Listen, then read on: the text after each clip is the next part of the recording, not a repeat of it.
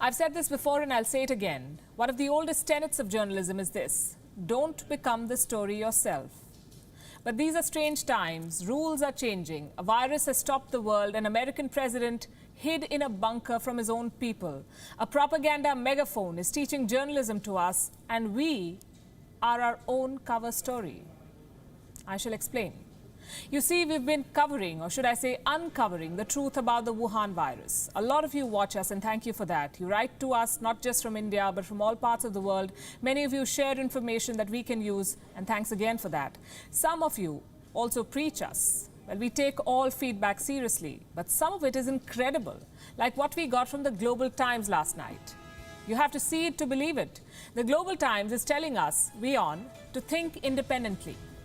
They are addressing all Indian media, but they are specifically naming Wion, singling us out. Here's a write-up that the Global Times carried yesterday. The headline reads, and I quote, "Indian media should shake off West's influence." They skipped an article, the West's influence, if we may. Now, when a state-owned company gives you sermons on being independent, you've got to take it seriously. So we went through what they had to say. Allow me to quote. One column in Wion, published on May 19th, calls on India to back Taiwan's participation in the World Health Assembly, the WHO, in line with the number of countries led by the US, regardless of the internationally recognized One China principle.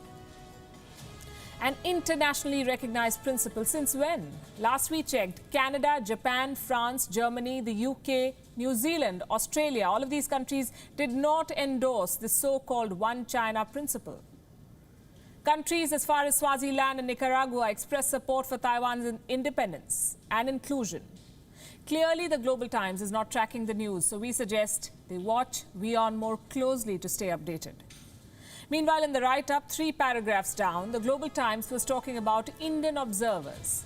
It said some Indian observers have gone as far as to blame China for the outbreak, which is right. What would they rather have us do? Blame destiny? Not say that the virus originated in Wuhan? Not talk about how Beijing silenced whistleblowers? Not tell the world about the collusion with the WHO? And not mention how China covered up the outbreak? Just who is to blame for the virus from China? This, the Global Times did not answer. Instead, it said that the overemphasis, listen to this, the overemphasis on or even resentment towards China reflects the anxiety of Indians. Here's the thing. It is China that is a subject of global outrage. It is China that the world wants investigated. It is China they blame for the virus. If any party is anxious or should be anxious here, it's the Chinese. And lastly, the Global Times says that the Indian media should think independently and work on more balanced coverage on China. Such wise words from a newspaper that routinely issues open threats on behalf of the Chinese regime. Sample this. This is from the 13th of May. The Global Times did a story on the Chinese Army's upcoming drills in August. It said, and I quote, "Military exercises can turn into action any time."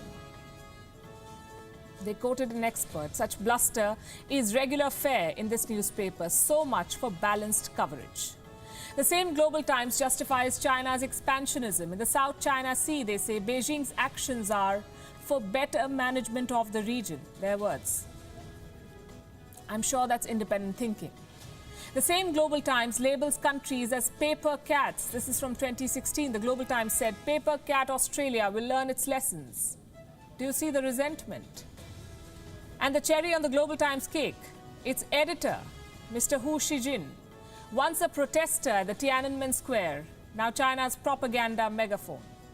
In 1989, he left the protests before the crackdown began. He sure has come a long way. He is the man who calls Australia chewing gum stuck on China's shoe. The politeness is legendary. We've read their advice, thanks but no thanks. We read Global Times and we often wonder, how does it feel to collect propaganda frisbees thrown at you? To not be able to think and speak independently, to overemphasize every little perceived success of China and to justify their crimes. We can sense the anxiety from miles away.